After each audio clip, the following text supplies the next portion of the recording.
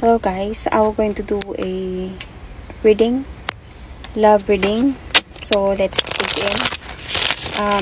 Let's dig into your person's reading. So isa to sa choices ko pagdating sa personal reading. Actually, this is a new choice in my personal reading. Let's dig in, like ibig sabihin titignan natin yung deeper side ng person mo, kung ano yung kung bakit nangyari, ano yung dahilan, anong meron, sino yung mga na-involve, anong reason niya kung bakit nangyari yung mga nangyari. Like, I just really make one question, like, I need one question from a client and then ako na bahala sa iba. Like, just one, mahal niya ba ako?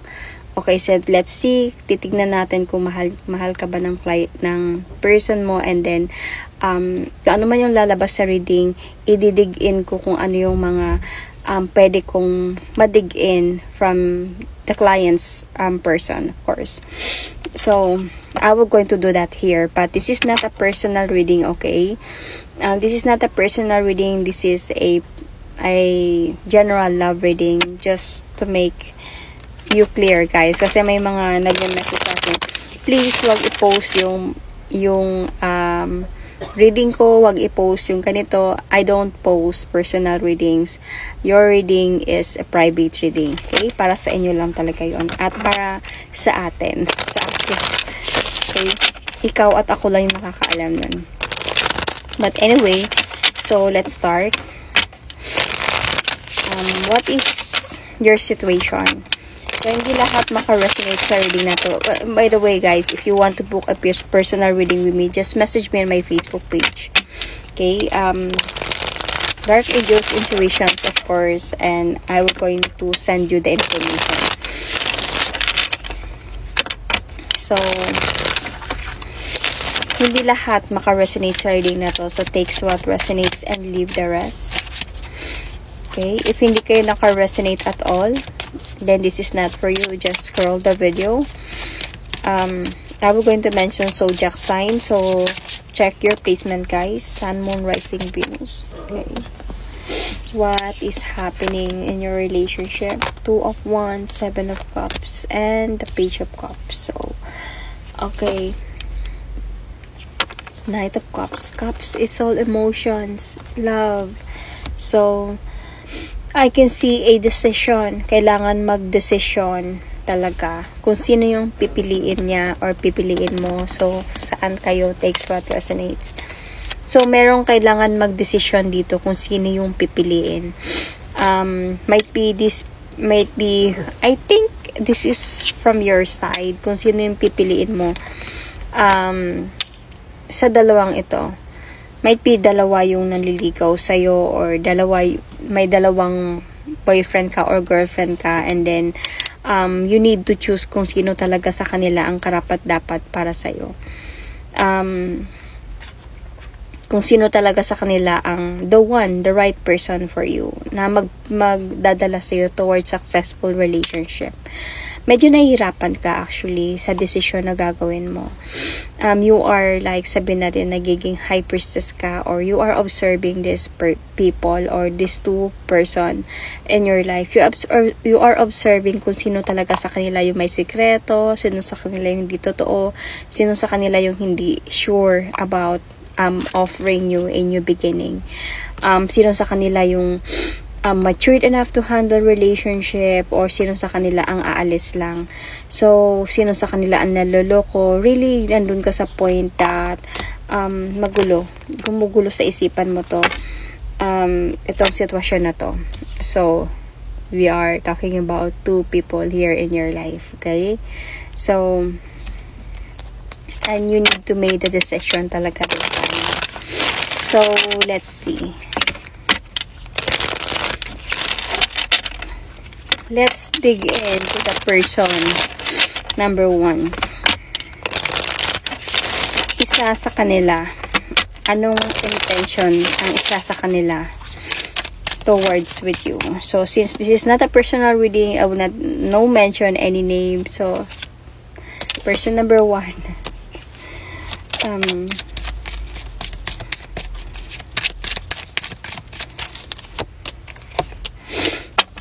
Okay. Itong person number 1, if siguro titingnan nyo na lang kung saan, sino yung naka-resonate dito, okay? Itong person number 1, medyo meron siyang tinatago sa'yo. Medyo mysterious siya. Medyo, andun siya sa point na may mga bagay siya, parang wala siyang balak sabihin sa'yo. There is someone from the past, might be of this person, or present, na might be a wife, or somebody. Okay? Na, of course, nauna sa'yo, na may karapatan na pwedeng putulin yung relationship ninyo anytime if she wanted to. So, this is the person na hindi niya pa to sinasabi sa'yo. So, this person is worried baka magkaroon to ng clarity sa inyong dalawa. Para magkaroon to ng clarity sa'yo, ang ending dito is ending talaga sa inyong dalawa, sa inyong relasyon ninyo. So, medyo nababothered siya. Medyo magulo to sa isipan niya. Medyo na-stress siya sa kakaisip because this person really wanted to move forward towards with you. Yet, andun nga siya sa point na trap siya sa situation. So, trap siya and he has a lot of lies and unfaithfulness, of course. Might be this person has a wife and this person has a responsibility with the King and Queen of Swords here. Pero, ando siya sa point na nagpapakita pa din siya ng inaalagaan niya yung relationship niyo. However, but this person is really cheating on you. Okay? With the 7 of Swords here. So, itong person na to, itong person number 1 na to, darating din yung araw na maghiwalay din kayo. So, with the person number 2. So, ano yung intention talaga sa yung person number 2 na to? Anong meron sa kanya?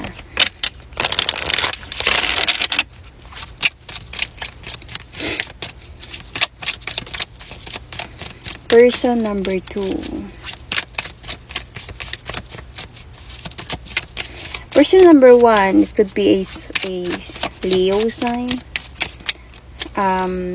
Capricorn sign, Aries. So, si person number 2 naman is, andun siya sa point na meron siyang past, pero wala na sila. Might be, andun siya sa point na gusto niyang lumabas sa kanyang zone towards a changes in his or her life. Gusto niya ng new beginning, gusto niya ng changes sa buhay niya. Kasi gusto niya na siguro makalimot, parang ganun. May past siya na gusto niya makalimutan yung past niya. And gusto niya na ng new beginning this time. Kaya, ikaw yung napili niya. Might be, you might be friends. Pinakilala ka ba sa friends, co-workers, or pinakilala ka ng co-workers. You might be met as a friend, something like that. Ikaw yung napili niya as a choice na baka ikaw yung magtatanggal ng pain or magdadala sa kanya into changes of his life, in love life, you know. And this person really, andun siya sa point na attracted talaga siya sa'yo. Pwedeng mabubuo talaga yung pagmamahal niya sa'yo or nabubuo na yung pagmamahal niya sa'yo. If you are in a relationship with this person, may pagmamahal talaga siya sa'yo. To compare to the person number 1, wala akong nakitang emotions talaga towards you. Ang nakita ko doon is yung hidden part niya, yung mga natatago niya sa'yo. Pero dito sa person number 2, meron ako nakitang emotion, love, na seryoso siya. However, and he is attracted on you, na-appreciate niya yung care mo, yung how you nurture this person, how you are beautiful para sa taong ito. Yet, sometimes this person talaga medyo matahimik siya kasi nga about what happened in the past. Medyo nagsusoul-searching pa siya talaga. Finding the clarity of his life, the enlightenment of his life. Medyo andun siya sa point that medyo hindi pa siya sure sa mga pwedeng mangyari sa inyong dalawa. Pero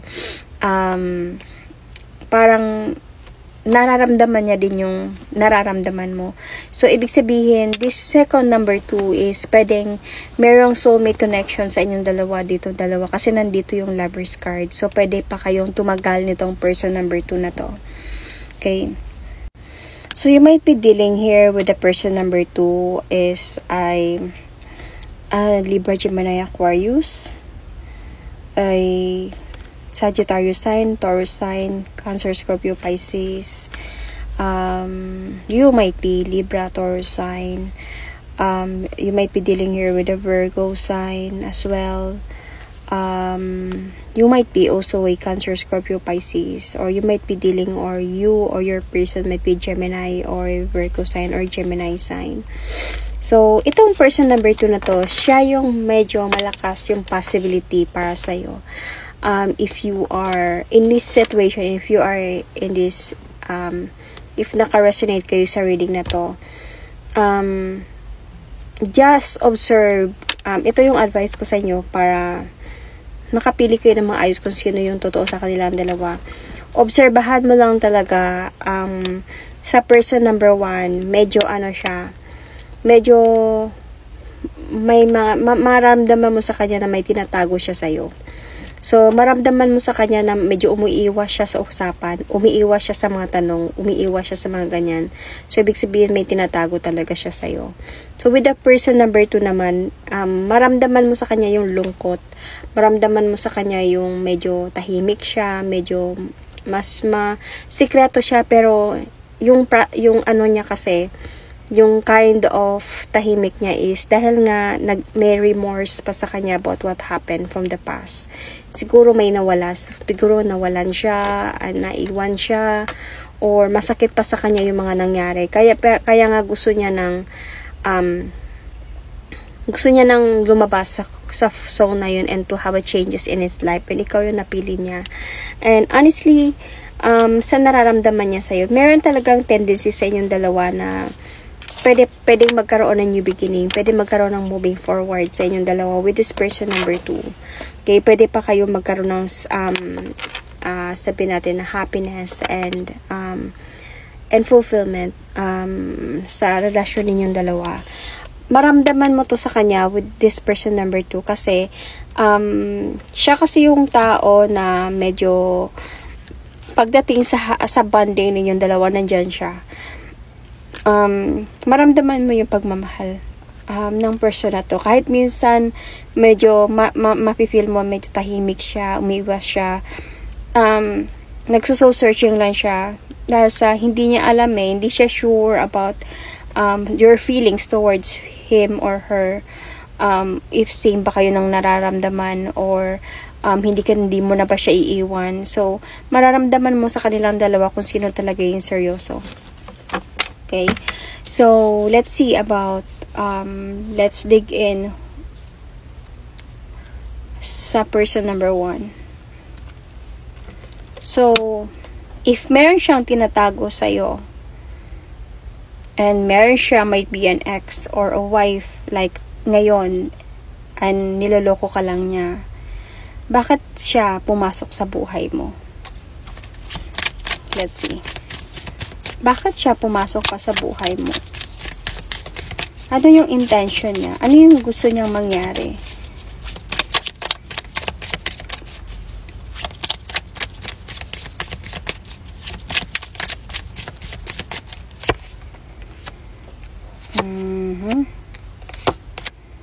Okay.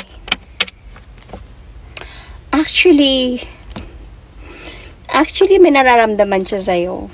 May feeling siya sa'yo. May feeling siya sa'yo. Might be kilala mo na to from the past. Might be magkakilala kayo in the past. Might be ex kayo in the past and nagkaroon lang talaga siya ng ka-live-in December, nagpakasal siya and hindi ikaw yun, and then nag-meet kayo ulit, parang nagkatagpo kayo ulit, tapos bumabalik yung ulit yung mga nararamdaman. Because you know this person already from the past. So, this time, nung nagkita kayo, nagkaroon ulit kayo ng relationship ng patago kasi nga, meron nga siyang tinatago sa'yo talaga. That person might be may karapatan talaga sa'yo yun. Might be you are an ex, tapos nagkaroon siya ng wife na iba, and then nagtagpo kayo ulit, and then yon nangyari na nagkaroon kayo ulit ng relationship. Minahal ka na kasi niya to before. So minahal ka na niya before, nung nagkita kayo ulit, parang na-miss ka niya. Parang na-miss niya yung bonding ninyo before, something like that. And honestly, sa ngayon, naiipit siya sa situation. Naiipit siya between you and a wife. Or a wife, or a husband, or a live-in partner, kung saan man kayo naka-resonate. Kasi, honestly, gusto niyang ayusin yung sa inyo. Gusto niyang mag-gain ng strength na mapakita sa'yo na mahal ka pa din niya. Parang gusto niyang this time na malaman mo na yung kung naging unfair man siya before, gusto niya iparamdam sa'yo ngayon na mahal, parang may nararamdaman pa din ako sa'yo, na minahal kita noon, something like that. So, medyo confusion to para sa kanya talaga. Kasi, madami kayong pinagdaanan before. This is an ex. And, alam niyang naghintay ka din talaga. Naghintay ka kung kailan siya babalik, kung kailan siya magparamdam ulit sa'yo, kung kailan ka magbago. Yet siguro, yung person na, naghintay ka. Naghintay ka kung kailan siya magbago, kung kailan siya magparamdam ulit, kung kailan, parang napagod ka dito. Until sa, hindi lang kayo nag-uusap. Until sa nagkita kayo ulit or nag-connect kayo ulit, pero meron na siya. May wife na siya or mayroon na siyang iba. Kaya tinago niya to sa'yo. Hindi niya to sinabi sa'yo, dininay niya. So, ibig sabihin, anong reason niya? Kasi na-miss ka niya. And you are someone, might be a past love niya. So, dito sa number 2. So, dito, let's dig in about this number 2. So, what happened sa kanila ng past niya? At medyo hindi pa din siya naka-move on from his or her past. And ano yung reason bakit ikaw yung pinili niya? So, let's see. Babalik pa ba siya sa past? May chance pa ba na bumalik siya sa past niya?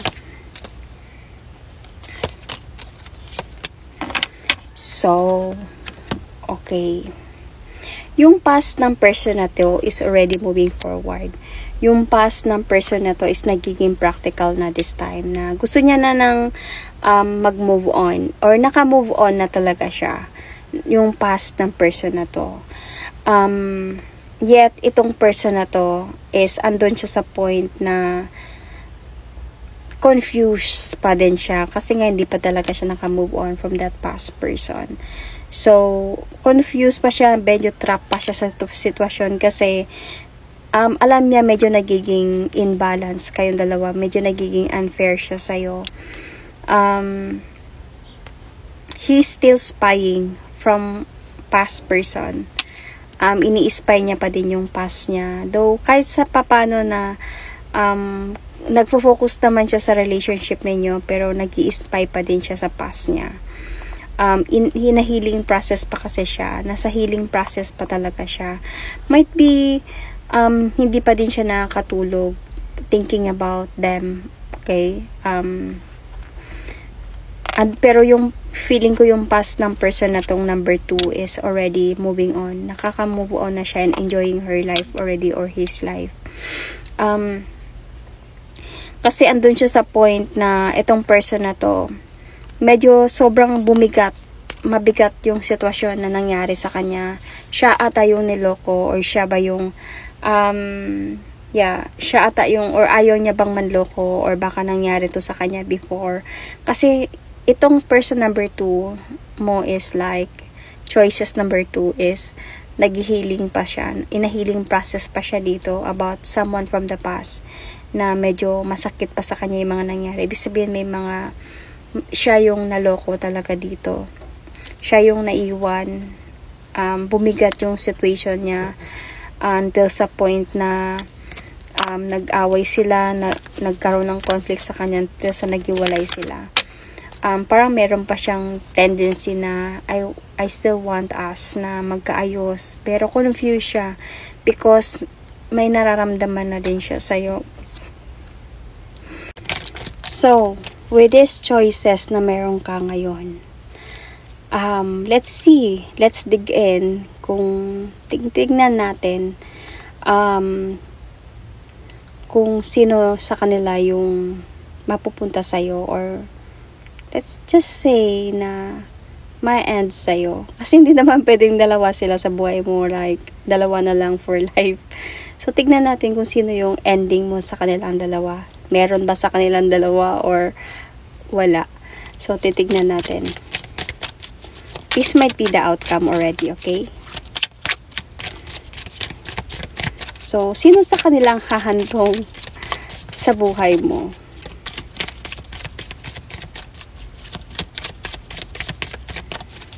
Sino yung pipiliin mo dito? Okay. Let's the tarot card decide this time, pero choices mo pa din yung masusunod. Sino sa tingin ng tarot card ang pipiliin mo?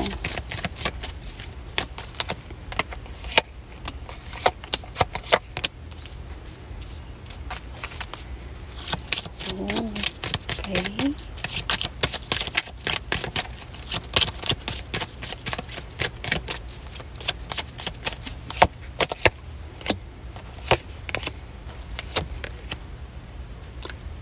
Okay.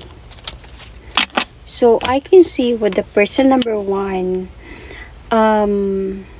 you still love this person number 1. Mas mabigat yung pagmamahal mo sa person number 1 kasi pass mo to eh. So, mas mabigat yung pagmamahal mo sa kanya. But I can see here that I think siya yung pipiliin mo. Kasi nandito yung celebration and victory sa person number 1. Andito yung victory and celebration sa inyong dalawa kasi nga siya yung mahal mo in the person number 1. Dito naman sa person number 2, feeling ko siya mismo yung aatras sa inyong dalawa. Parang andun siya sa point na hindi siya magiging sure about your connection. Majajagad siya between you and a past kasi mas matimbang din sa kanya yung past niya. I can sense here that also makakasense din siya about you having someone else. Makakaramdam siya. This person might be Pisces sign or Libra, Gemini, Aquarius. So, siya mismo yung magka-cut off ng situation ninyong dalawa. And, feeling ko, ang ma-end sa'yo dito yung number 2. I mean, number 1. Through your choices dito sa dalawang tao na minahal mo or what you mean that karelasyon mo. So but sabi ko nga with the person number 1, may tinatago siya sa'yo. I don't know if you know about this. Kung naka-resonate kayo dito, just comment down below kung you know already about this and tinanggap mo lang siya. May pwede sa past person na naghiwalay din sila, then kayo din yung nagkakita. You know, depende kung saan kayo naka-resonate because this is not a personal reading. See, this person, itong number 2, aalis siya. This person will walk away. Kasi maramdaman niya na meron ka din iba. So, magiging hindi siya sure about you. But with the person number 1, mas matimbang din yung pagmamahal mo dito. So, sabi ko nga about yung na-dig in ko sa person number 1 mo is meron siya at tinago niya yun sa'yo. Ayun yung nakita ko. I don't know if you know already, right? Or hindi pa. Or may pakiramdam ka. Pero, since siya yung pipiliin mo, siya yung gusto mong makasama, siya yung gusto mong mag-ayos kayong dalawa, or siya yung gusto mo makasama towards victory, the advice here is like, just know the truth. Parang kailangan mo lang talaga to make sure that that past person do not exist anymore. That past person is parang just make sure na hindi ka nag-cross ng line. Okay, wala kang masasaktan. Just to make sure that that past person na tinago niya sa'yo is like wala na talaga sila or separated na sila. or hindi na iban sila nag-uusap pa, tanggap na sa isa't isa na wala na sila, before choosing or before deciding to really to commit with this person. Kasi iba yung commitment, iba yung sa relationship lang eh. Relationship, we can just like end up and move on, matatanggap. Pero pag sabihin natin commitment, there is something like mag-live-in kayo, magsama kayo, magkaroon kayo ng serious talaga na commitment. So before ka papasok doon, just to make sure to know the information about this person, kung ano talaga yung tinatago niya sa'yo. You need to talk to this person, you need to open up then about you, and para mag-open up din siya about him or her towards si commitment na talaga ang meron sa inyo. Kasi pag hindi, masasaktan ka talaga dito kasi sa mga tinatago niya sa'yo. Pag existed pa din yung itong Queen of Swords na to, nandyan pa din siya, willing siya to cut off your relationship, mas magulo. Kasi dito pa lang natatrap si person eh. Itong person mo na number 1 na pipiliin mo. Trap siya about you and that person. So, ibig sabihin, there is still something wrong. So, just make sure, bago mo siya piliin na siya talaga yung gusto mong makasama towards the commitment is clean na siya, clear na siya sa mga bagay-bagay. So, yun. That is my reading for you guys. Thank you and God bless.